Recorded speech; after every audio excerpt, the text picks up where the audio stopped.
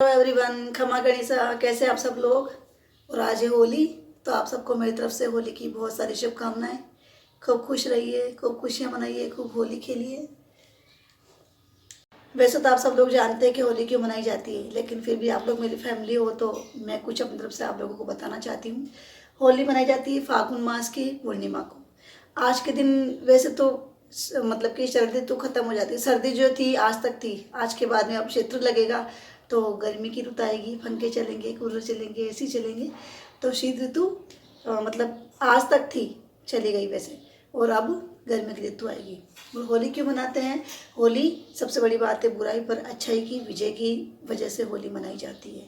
आप सब लोग जानते हैं कि जो दैत्यराज थे हिरण्यकश्यपु, जिनको वरदान था ब्रह्मा जी से कि उनको कोई नहीं मार सकता है, उन्होंने बड़ी तपस्या करके ब्रह्मा जी की वरदान प्राप्त किया था कि मुझे ऐसा वरदान दीजिए कि मुझे कभी कोई मार ना सके, ना घर के अंदर ना घर के बाहर, या ना शाम को ना सुबह में, या ना कोई जानवर मार सके ना कोई इंसान मार सके। ऐसा वरदान उसने प्राप्त किया था ब्रह्मा जी से।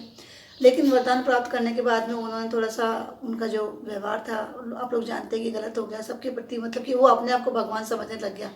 तो उनके घर में प्रहलाद जैसे भक्त पैदा हुए, जो कि माँ की कोख से ही भक्ति करते थे, भगवान का नाम लेते थे। तो वो हुए। अब वो होने के बाद में भगवान हरि की आराधना करते थे, नाम लेते थे। तो हिरण्यकश्यप उनसे चिढ़ते थे कि तुम किसका नाम लेते हो, मैं हूँ भगवान, आप मेरी पूजा करो, किसी और का नाम मत लो।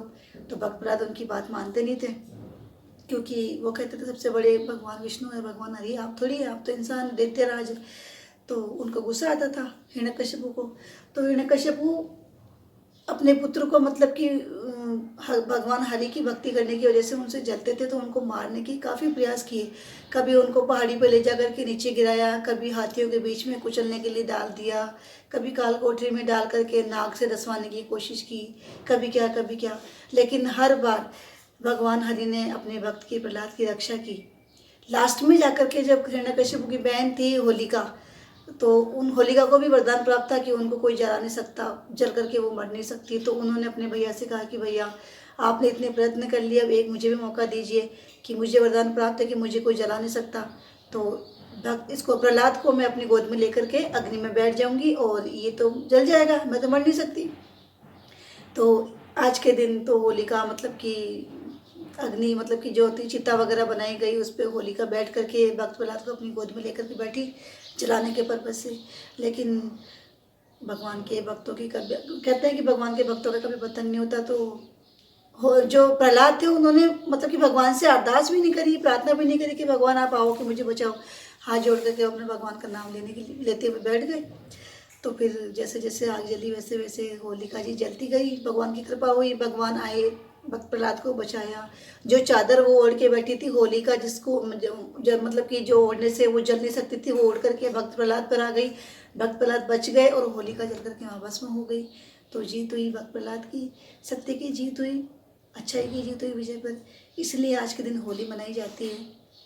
और होलिका की अग्नि में आज के दिन गेहूं की बालियाँ और चने भून करके लाते हैं, और अग्नि मतलब परिक्रमा भी की जाती है। मैं इतने दिन जानती नहीं थी कि ये होलिका जो बुरी थी इसकी परिक्रमा क्यों की जाती है, लेकिन अब मुझे पता पड़ा कि होलिका की परिक्रमा नहीं होती, भक्त प्रहलाद की परिक्रमा होती है, उन्हीं की पूजा होती है। हम लोगों में, हमारे घर में सिर्फ होलिका को ठंडा किया जाता है, भक्त प्रहलाद को मतलब कि जल कर जला करके उनको ठंडा किया जाता है। बाकी हम होली की पूजा नहीं करते हैं, हमारे ऐसा है।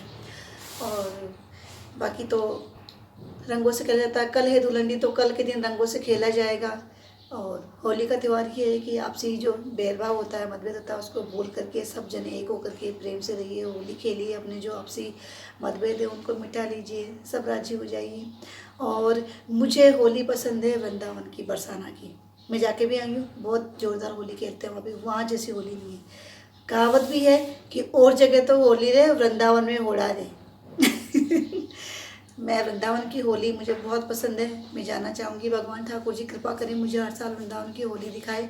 और मैं आई हूँ मासी जी के, मासी जी ने खाना खा लिया है और आज सोमवार तो मेरा व्रत, मैं नहा धो करके मासी जी को, देखो मैं हर मंडे को आती हूँ मेरे बाल सुखाने के लिए, इनके यहाँ धूप, इसलिए हालांकि अब धूप सुहाती नहीं है, लेकिन फिर भी मैं आई हूँ।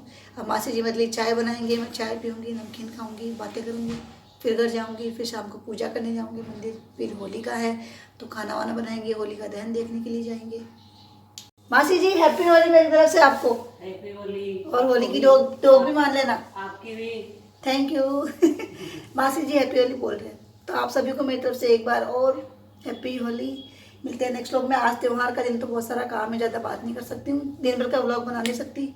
वैसे भी आज 3-4 दिन बाद में व्लॉग बनाया, शिविका के ढूंढ का व्लॉग बनाया, उसके बाद में आज ही टाइम मिला है।